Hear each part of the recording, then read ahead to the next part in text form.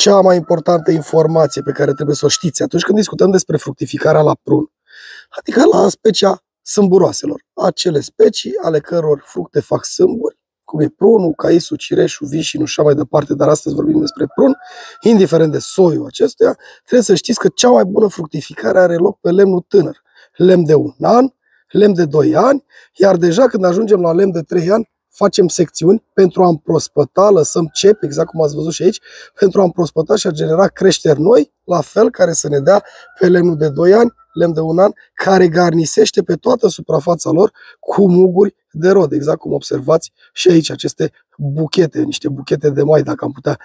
spune. Iar aceste elemente de rodire le lăsăm, nu umblăm la ele, nu scurtăm, nu facem nimica, pentru că ele vor fructifica pe întreaga lor suprafață și, așa cum am spus, pe lemnul tânăr. Așa că atunci când faceți tăieri la aceste specii ale sâmburoaselor, căutați pe cât posibil, când întâlniți lemnul de 3 ani, să găsiți undeva unde să faceți o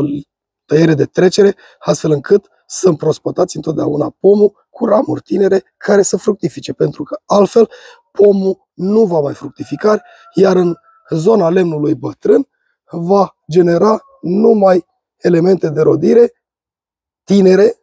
dar pe lemnul bătrân nu mă va avea nimic îmbogățit. Așa că atunci când tăieți, lăsați cepi, eliminați lemnul de 3 ani, faceți transfer și veți avea rod în pom.